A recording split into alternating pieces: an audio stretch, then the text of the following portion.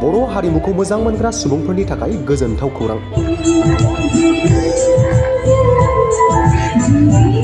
दानि सोलिफु डिसेम्बर दाननि 12, 13 आरो 14 हरथामनि हाबाफारि लानानै दुलिगाव गामिनि गेवलां गेलेग्रा गुवार फोथाराव बर'नि आयराखि थियेटार दिन्थिफुंनो थाखाय साखाफारा जाबाय।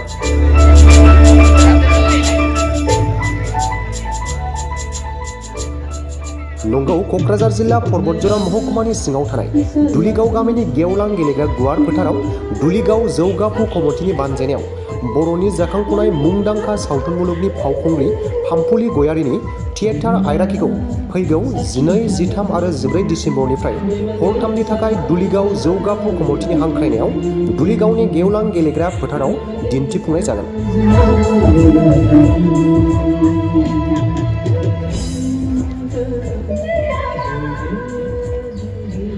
बे बोसोरनि साबसिन नायजाब हालाङा लिरनाय जोबथेसालिनि मोसा बेखौ गिबि हराव दिन्थिफुंनाय जागोन होननानै बानजाय आफादा मिथिहोदों।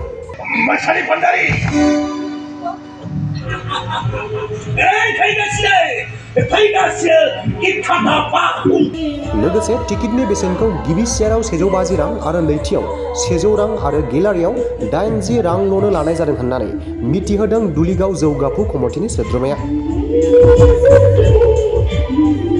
बेखायनो नायजाब नायनो मोजां मोनग्रा रायजो राजाफोरखौ लैहोर लैहोर फैनानै नायफैनो थाखाय गुरै खावलायहरदों कमिटिनि सोद्रोमाफोरा खौरां बिजोंनि गेजेरजों। बेथ' नंगौ, गिबियाव खौरांगिरिनिसिम खुलुमनाय बावबाय। बेयाव जोंनाव आयराखि थियेटार जानो हाबाफारिया जाहैबाय 12, 13, 14 नैबे दाननि डिसेम्बर दाननिनो। आरो बेवहाय टिकेटनि बेसेनखौ बेसे लानाय जादों? टिकेटनि बेसेन हिसाबै ओरै गिबि थाखोआव सियाराव 150 आरो गेजेराव 100 आरो गेलारि हिसाबै 80 रां। दुलिगाव गामियाव जे थियेटार जे नोंसोरो लाबोनानै खुंदों, दा खाथि खालानि रायजोफोरखौहाय मा मेसेज खालामहरनो सानो? दा बे खौरांगिरि बा निउसनि गेजेरजों जोङो बेखौनो खावलायनो लुबैयो दे दा गावनि हारिमुखौ जाहाथे सिबिनो बयबो अनसायनो बयबो जाहाथे नाजायो आरो जोंखौ जाहाथे नैबे हाबाफारियाव साफ्रोमबो एलेकानि बा एसे गुबुन साइडनि मानसिफ्रा जाहाथे लैहोर लैहोर फैनानै जोंखौ जाहाथे मदद होयो। Thank you.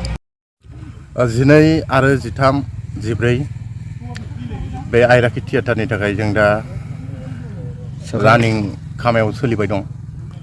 दा बेयावनो जोङो खामानिनि बेलायाव फुरा नांथाबनानै दं। दिनैनिफ्राय लानानै मथथे साननैनि उनावनो बे आयराखि थियेटारा जोंनाव सानथामनि हाबाफारि लानानै जागोन। बेनि थाखायनो जों दा फुरा खामानियाव बेस्थ'। गोजोनथाव खौरां बाजाज बाइक लानो गोसो गुदुं सुबुंफोरनि थाखाय। क'क्राझार नोगोराव थानाय दावहारु अट' एजेन्सिया फैगौ 16, 17, 18 आरो 19 नभेम्बरसिम दिवाली धामाका अफार्स आरो लोगोसे मेगा लन काम एक्सचेन्ज मेला होगासिनो दं। दावहारु अट' एजेन्सियाव बायगिरि बिथांमोना लवेस्ट डाउन पेमेन्ट होनानै बाइक लानो हागोन आरो एक्सचेन्जनि खाबुआबो एभेलेबेल जागोन। नोंथांमोना क'क्राझार नोगोराव थानाय दावहारु अट' एजेन्सि श'रुमजों लोगोसे कारिगाव फेस्टिभ आउटलेट, दतमा फेस्टिभ आउटलेट आरो भटगाव फेस्टिभ आउटलेट ब्रान्च श'रुमावबो होबाय थानाय दिवाली धामाका अफार्स आरो लोगोसे मेगा लन काम एक्सचेन्ज मेलायाव फैनानै नोंथांनि लुबैनाय बाजाजनि बाइकफोरखौ गोसोबादि लाफैनो हागोन।